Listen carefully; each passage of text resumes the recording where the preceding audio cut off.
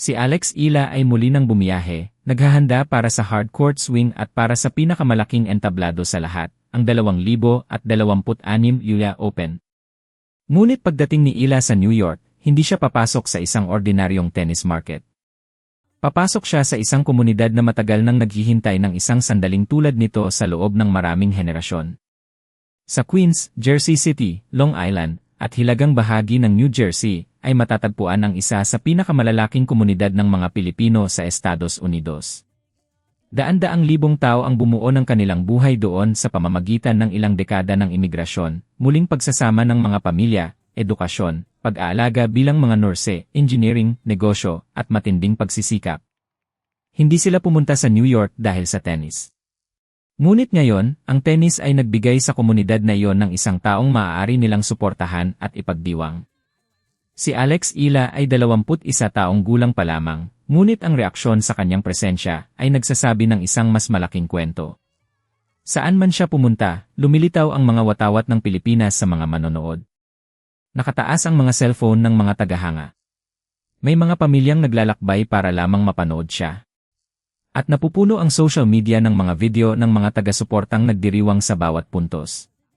At madaling sabihin na si Ila ang lumikha ng fan base na ito. Ngunit marahil hindi iyon ang buong kwento. Marahil ay hindi si Alex Ila ang lumikha ng isang Filipino tennis community sa New York. Marahil ay binigyan lamang niya ang komunidad na iyon ng dahilan upang ipakita ang sarili nito. Sa loob ng maraming taon, naroon na ang mga tagahangang ito. Nagpapalaki sila ng kanilang mga pamilya, nagtatayo ng mga karera, pumapasok sa trabaho, nagpapadala ng pera pabalik sa Pilipinas, at bumubuo ng bagong buhay libo-libong milya ang layo mula sa kanilang sariling bayan. Ngayon, isa sa kanila ang lumalakad papunta sa pinakamalalaking tennis court sa Amerika. At bigla silang nagkaroon ng dahilan upang ilabas ang mga watawat ng Pilipinas. Iyan ang dahilan kung bakit napakalaki ng kahulugan ng mga salita ni Ila tungkol sa pakiramdam na para siyang nasa bahay kapag nasa New York siya. Wala siyang tradisyonal na home tournament sa VMA calendar. Walang garantisadong hometown crowd na naghihintay sa kanya bawat linggo. Ngunit sa New York, may kakaibang nangyayari. Nakikita niya ang mga taong nakaunawa kung saan siya nagmula. Naririnig niya ang mga boses ng mga Pilipino sa mga bleachers. Nakikita niya ang watawat ng Pilipinas. At para sa isang batang manlalaro na naglalakbay sa buong mundo, napakalaki ng maaaring ibig sabihin nito. Siyempre, mahalaga pa rin ang tennis. Mahalaga ang draw ng UA Open. Mahalaga ang bawat laban. Mahalaga ang bawat ranking point. Ngunit ang mas malaking kwento ay kung ano ang nangyayari kapag ang isang batang atletang Pilipino ay dumating sa New York at natuklasan na isang buong komunidad ang matagal nang nakakakilala at sumusuporta sa kanya. Mas malaki ito kaysa sa isang manlalaro. Mas malaki ito kaysa sa isang torneo.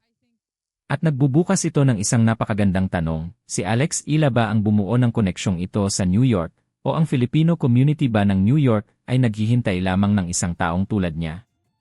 Marahil pareho ang sagot. Dahil binigyan ni Ila ang komunidad ng isang bituin na maaari nilang ipagdiwang, habang ang komunidad naman ay nagbigay kay Ila ng isang bagay na hinahanap ng bawat batang atleta habang naglalakbay. Isang lugar na pakiramdam niya ay parang tahanan. At habang nagsisimula ang 2026 UA Open, ang koneksyong ito ay maaaring maging isa sa pinakamakapangyarihang kwento ng buong torneo. Alam na natin kung ano ang hitsura ng isang sumisikat na tennis star. Nakita na natin ang mga headline. Nakita na nating lumaki ang mga tao sa mga stadium. Nakita na natin kung paano natutuklasan ng mga tagahanga ang isang batang manlalaro, nahuhulog sa kanyang kwento, at ginagawang isang malaking fenomenon ang isang breakthrough. Ngunit paano kung hindi iyon ang nangyayari kay Alex Ila? Paano kung ang mga taong pumupuno sa mga upuan ay naroon na noon pa? Paano kung ang mga watawat ng Pilipinas ay hindi lamang simbolo ng isang bagong fan base, kundi mga simbolo ng isang pagbabalik sa sariling tahanan?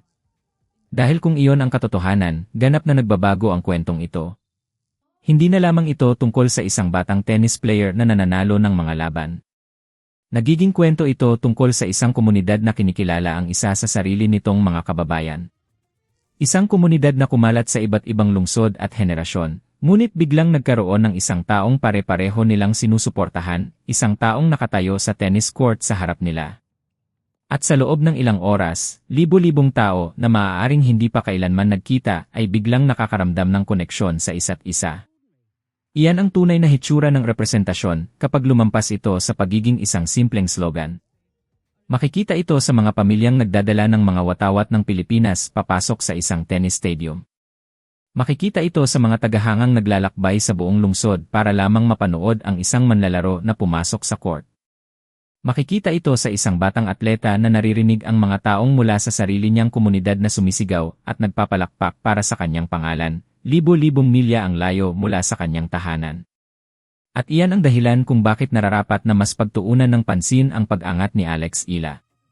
Bago tayo magpatuloy ng mas malalim, alamin muna natin kung sino nga ba siya.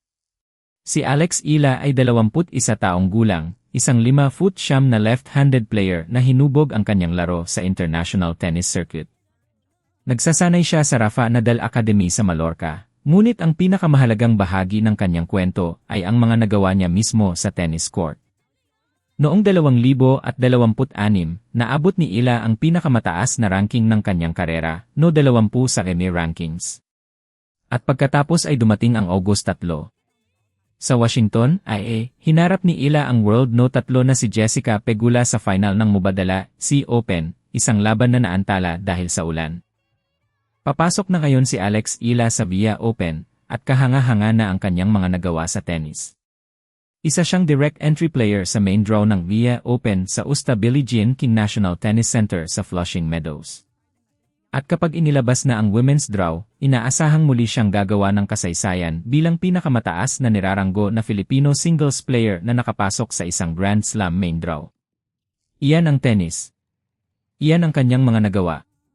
Ngunit hindi pa rin ipinapaliwanag ng kanyang resume kung ano talaga ang nangyayari sa paligid niya. Para maintindihan yon, kailangan nating bumalik sa Washington. Noong August 3, pumasok si Ila sa final ng Mubadala Sea Open upang harapin ang World No. 3 na si Jessica Pegula. Ito ang unang WTA 500 final ni Ila.